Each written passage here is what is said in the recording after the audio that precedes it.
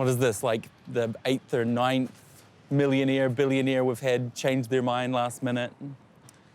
It's pretty frustrating, but understandable, I guess. My name's Baz MacDonald. I'm a journalist who grew up not too far from here in central Southland. During my childhood, one of my obsessions was post-apocalyptic fiction. In particular, this book by Nevil Shute called On the Beach. He theorized that in a nuclear holocaust scenario, New Zealand, my home, would be one of the only places to survive. In the last year, reports have been coming out of America discussing New Zealand as a bolt hole in case of catastrophe. A New Yorker article said that in Silicon Valley circles, talking about buying a house in New Zealand is shorthand for apocalypse insurance. In the wake of this, Bloomberg reported that Texan company Rising S shipped several thousand square foot deluxe survival bunkers to New Zealand. Units they say could be buried in secret and are only locatable with a GPS coordinate.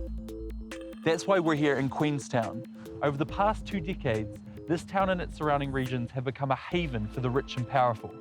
To paint a picture of what that looks like, the airport behind me routinely runs out of space for private jets.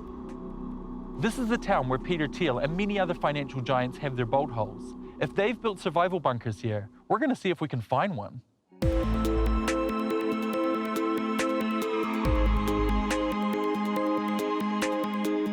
Welcome to the Rising S Company. Located about an hour east of Dallas in Murchison, Texas, Rising S is the nation's biggest and best builder of above-ground and below-ground all-steel shelters and luxury bunkers. We are in the business of protecting people and saving lives. Great to see you, mate. Hey, how you doing? Can you tell me a bit about how many bunkers and what kind of bunkers there are in New Zealand? I guess no one knows the true answer to how many bunkers are in New Zealand, but I have 38 to date in New Zealand. What sort of catastrophes are they designed to withstand? From the outside elements, that can mean, civil unrest where you're worried about the neighbor or the people from a nearby neighborhood. They can protect you from any type of weather event or nuclear war. When you speak to those clients who are wanting a survival bunker here, did they talk about any specific concerns? Collapse of society brought on by an economic event. If your neighbor has children and his children are hungry, he's going to do whatever it takes. If that means killing you, stealing from you, whatever it takes, he's going to do whatever he needs to do to feed his family. Does it worry you that these people who are so informed are preparing so rapidly for something coming? It used to worry me. If you knew some of the people that own shelters as well as people that own shelters in New Zealand, it would make you scratch your head and start asking yourself, what do they know that I don't? Yeah, it worries me that Peter Teal has a bunker. Oh, that is a stern face. Let's say I was skeptical. Is there any way that I could see one of your bunkers in New Zealand? No. If you bought a bunker from me, the last thing I'm going to do is ask you to show someone else your bunker. Right. That would give me a very bad name. Indeed, I guess it would. Thanks so much, mate. There's a chance there's 38 bunkers here, but there's also a chance that, he's talking it up. Maybe there's only 8 or 9 bunkers here and it just is better business sense to say there's 38 of them. There could be 0.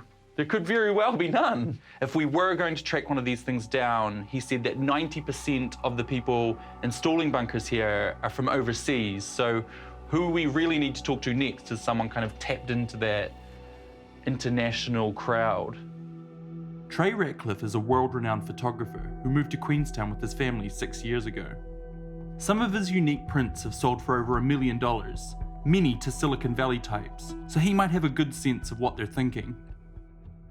So people are upset that Peter Teal got his citizenship in 12 days. Do you think it's fair that people like him should be able to buy their citizenship in New Zealand? If New Zealand is full of bright, clever, wealthy people, it's good for New Zealand. Governments could do something more innovative than they're doing. They could have like a subscription to the passport where every year you pay $5 or $10 million. And the people that want to move here, they can pay a lot of extra money for New Zealand and New Zealand starts to be filled up with smart, clever people. Do you think that it might run amok if people start using their money and influence to run things the way they want them? No, I don't think so. I don't think that rich people would come here and break all the rules. I think that's an unfounded fear. I think that people just want to come here and have a good life and contribute and be good citizens. Having worked with some of these guys in Silicon Valley, do you think they have cause to be worried? I think it's a concern that a lot of them have because, you know, they're clever and they're hyper involved with social networks. They kind of see the way the world's going, and I think it's probably a valid concern. Like, no one's sure what's going to happen, and I think that when they do put on their pessimistic hat, they think, oh, maybe I should have a backup plan. Do you think then that the follow-up reports saying that survival bunkers are being shipped here are also accurate? I have no idea. I don't know. I think if you're wealthy enough and you're gonna get a place here, and if you want to have a bunker, then why wouldn't you? Next up, I tracked down Roger Tompkins, a Queenstown local who runs a boutique tourist agency called Iron Man in New Zealand that specialises in providing exclusive experiences for wealthy visitors. What's one of the most memorable experiences you've taken a client on, or maybe one of the most specific experiences that clients asked for?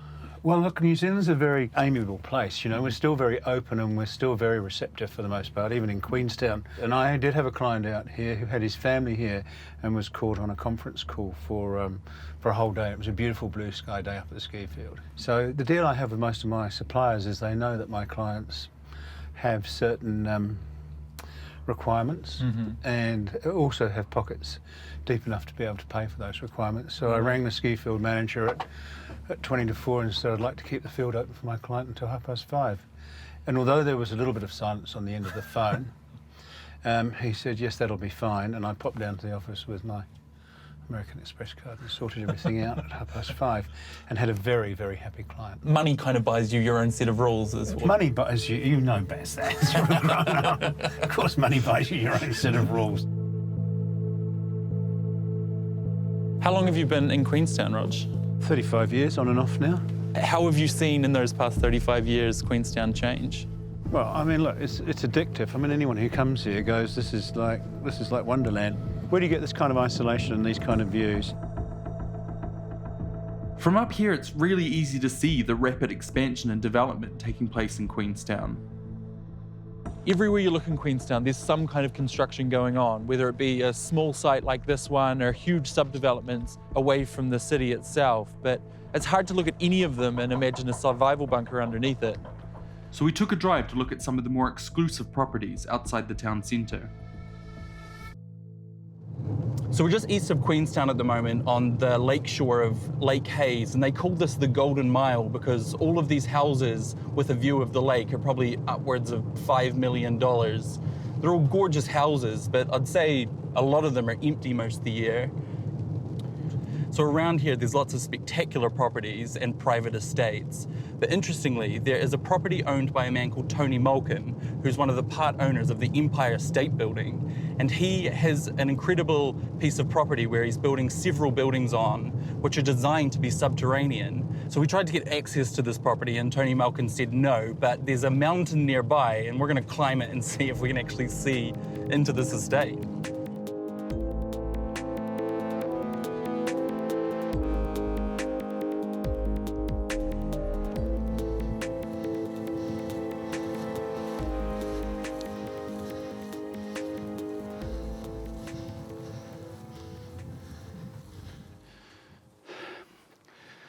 The area is so mountainous that even if you climb a mountain, there's still going to be a mountain blocking the thing that you want to see.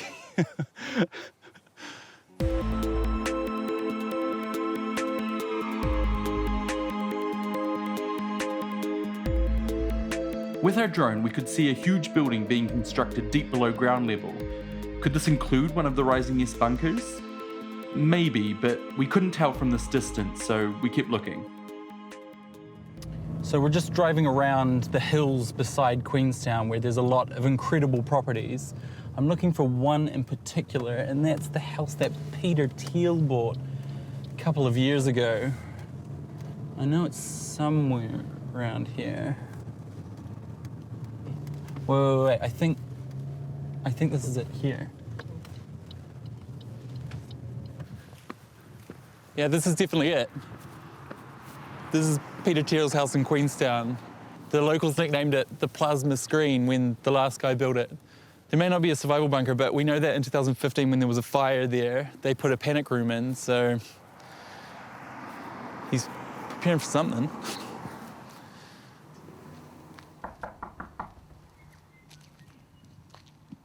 Hi. How you doing? We were looking for Peter. Peter Teal? No, why is that? We were looking for the plasma screen. It's hard to tell from this. But what for? No cameras, please. Oh, No, we don't do anything like that. But is Peter in Queenstown at the moment? No. He's not. No, he's one of the most private people in the world. We so, understand that. But again, I can't God help loves you. a trier. Yeah. So Peter Teal wasn't home, but that's hardly surprising considering he got his citizenship in 12 days when the official rules say that you have to be in the country a minimum of 1,300. I mean, Peter Teal is worth over $2 billion. He was a founder of PayPal and an early investor in Facebook. He said one of his biggest influences was a book called The Sovereign Individual. The book describes a world where everything is commercialized and privatized, including citizenship. So maybe we're closer to that future than we think.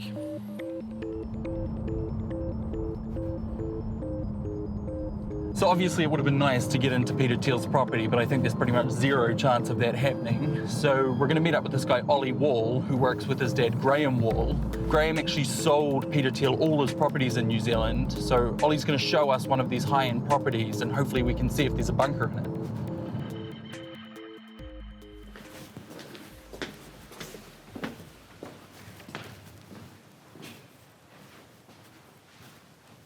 Wow. So how much would a house like this cost? So this one we expect around $10 million for, and although that's a lot of money, we've sold many more than that. As far as deals we've done, that'd sit about in the middle. Are they coming in and saying, hey, I'm going to pay cash for this building right now? Or are they saying, look, I've got this holding company, can you please do your business through them? In my experience, which is unusual, the more valuable the property, the smoother the transaction. These people are used to dealing with large sums of money. Have you ever sold a house in New Zealand that has a survival bunker in it? Not a survival bunker as such. I sold one house that had the stairs that actually come up. So you walk into an atrium like this, open the front door, it's got this beautiful staircase that comes down. Apparently there's a button and the stairs can come up. I've sold plenty of houses with great big wine cellars, and I guess if something absolutely crazy happened, it'd be a good place to be. So what do you reckon that there's like a button somewhere?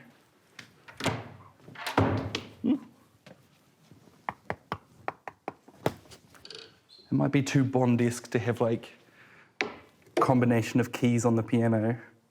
Although these ones are discolored.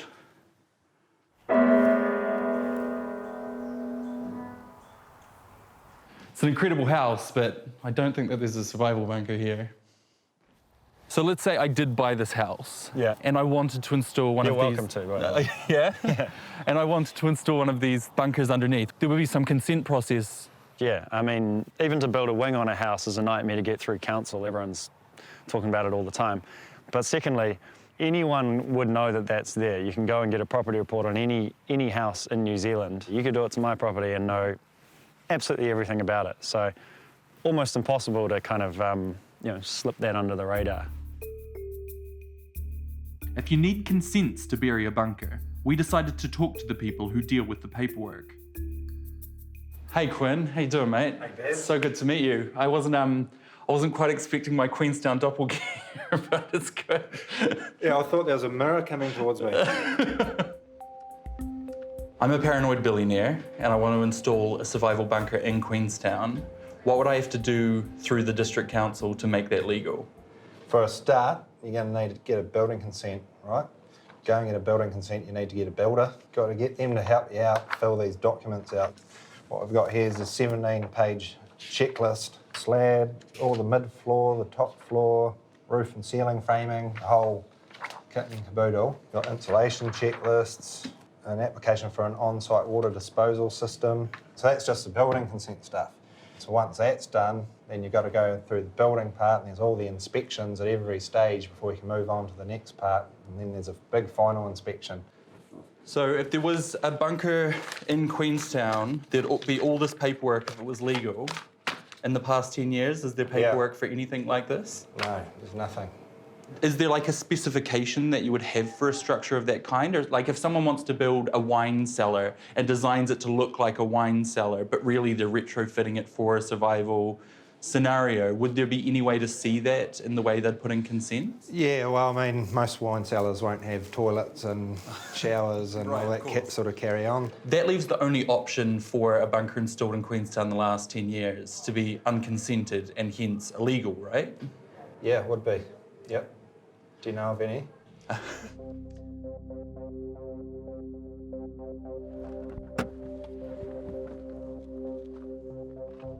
We're here in Wanaka in central Otago, and behind me is the property that Peter Teal bought in 2015.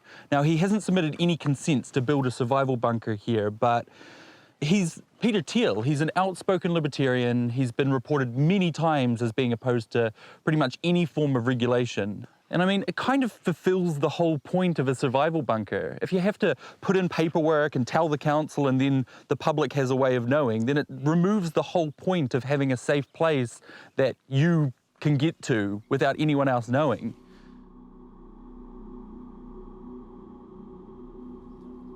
To actually put something underground wouldn't be a problem from a structural point of view if we met the requirements of the New Zealand Building Code. Let's say you didn't want the paper trail of consents. Do you think you could bury it without the council knowing? Oh, it'd be quite easy, I'd say. Well, Jesus, the area's pretty vast. There's some pretty open spaces with not many people about, so. Is it a little strange to live in a city where most of the houses you look at are probably empty most of the year? That's probably the most disappointing thing. We've got a shortage of housing, and then there's a lot of empty houses. You can talk about all the built environment and all that, but it's actually the people that actually make a community the way it is. All of this wealth is pouring into Queenstown. Do you think it's trickling down? If you're talking about offshore investors buying bolt holes here, then no, that wealth isn't trickling down into the lower levels by any means. What is the affordable housing situation like in Queenstown? Well, there's a real lack of affordable housing in Queenstown, not just houses to buy, but also rental properties. What is the effect then on the people of Queenstown? Are people really struggling here? It's actually huge, and we could say mentally, emotionally. They're suffering from depression, they're suffering from being overwhelmed because they can't make ends meet each week. I've had in the last probably 2 months about 3 locals, we're talking 28 to 30 years, that have just packed up and left.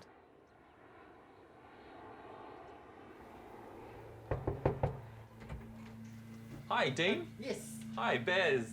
It's really hard on the bones of the community, the people that actually live and work here, the ones that are actually making everyone's coffees, that are filling people's cars, that are all of that, because they've got nowhere to live. They can't afford to live here. And so we're going to lose all of that. We're going to lose teachers, we're going to lose the police, we're going to, all those sort of people are having to move out of town because there's nowhere affordable for them to rent. What about when you hear about people like Peter Teal, who spent 12 days in New Zealand and got given his citizenship? You know, he can now call this country, this town, home as much as anyone else. How do you feel about that? Oh, well, it's quite interesting when, you know, we've got friends that have spent 12 years here and have only just got their residency. So I sit there and think, oh, how?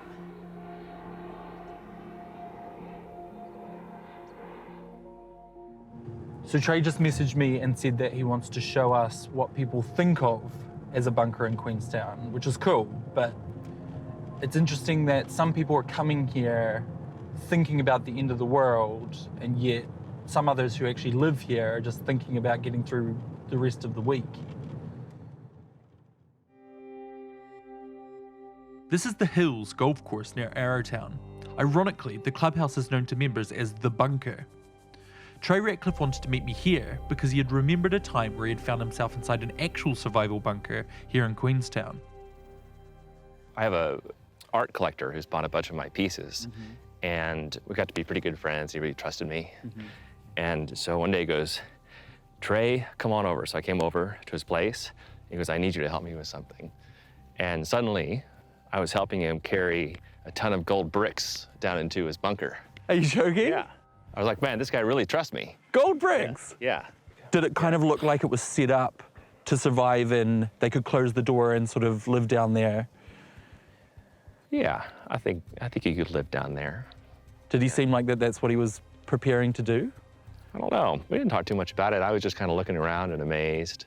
We didn't spend a lot of bunker convo time.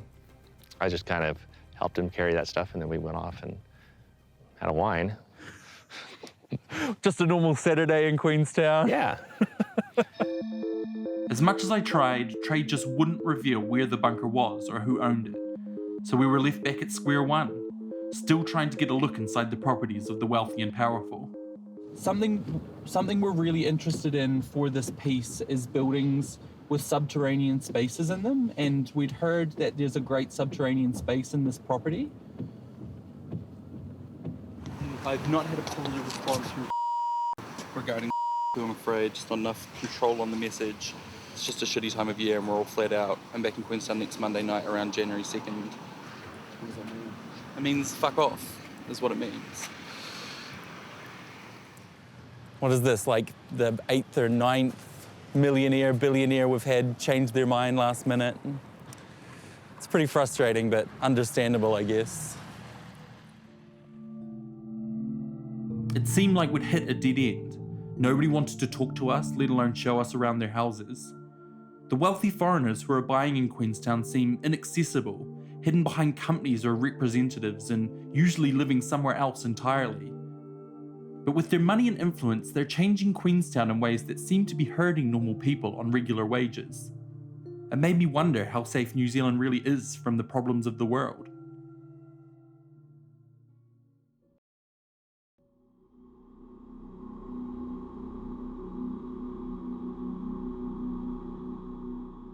So after all that drama, I just got texted the code to the gate at Wairuna Preserve.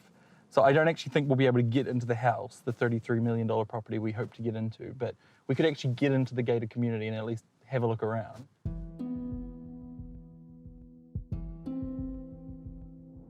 So we're on our way to Wairuna Preserve, which is an exclusive gated community an hour north of Queenstown.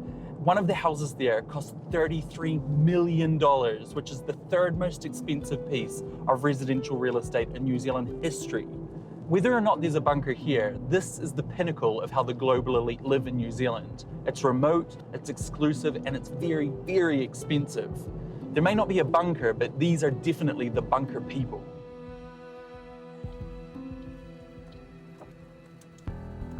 Far out.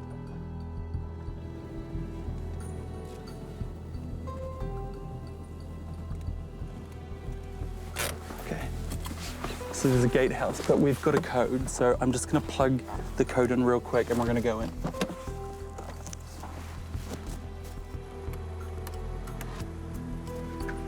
Access granted.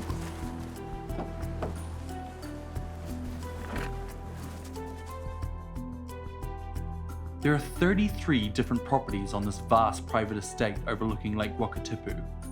As we drove around, the most striking thing we noticed is that, apart from tradespeople, there was nobody at home in any of these houses. It was kind of strange to see these huge mansions in this stunning spot, all sitting completely empty. Oh shit, there's a digger over there.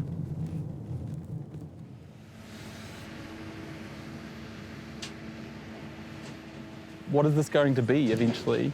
This is going to be a lodge owned by an American family. Basically, we're standing on the house pad right now, and then out from those pegs out there is a big lawn with a pergola or a barbecue area. And over to our right is a helipad.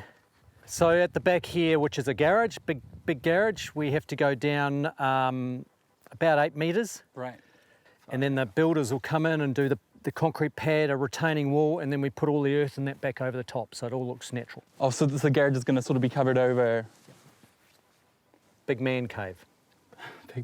Big bunker? Big survival bunker? Well, no, this is down in here. There's a big basement under the house, which will contain a spa and sauna and plunge pool and all that. So you think the survival bunker is down there? Oh, I don't know whether there's a survival bunker. I think the Americans come out here because it's a safe place to live. I mean, if I was in a country that was in jeopardy and something could possibly happen, I'd want somewhere that I could get out and get to. What if they bring their jeopardy here? Well, that's, you know, I don't know. I don't think that'll happen.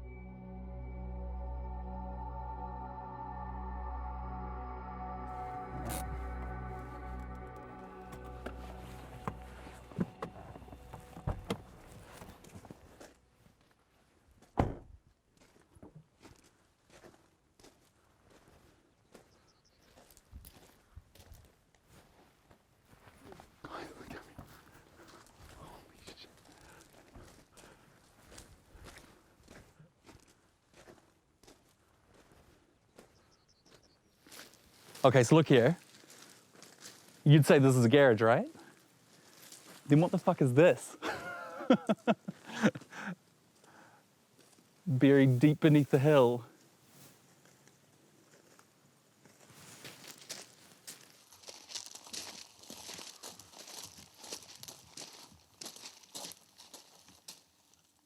If your plan said that this was a garage, there's all kinds of permits which say you can have little kitchenettes and running water to hose down your car and all those sorts of things. So like, you wouldn't need permits or consents for a bunker because this is a garage, but it's not.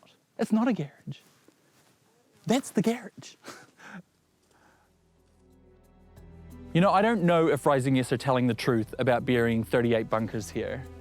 But what we have found is that the global elite are coming here, and they do seem to be preparing for something.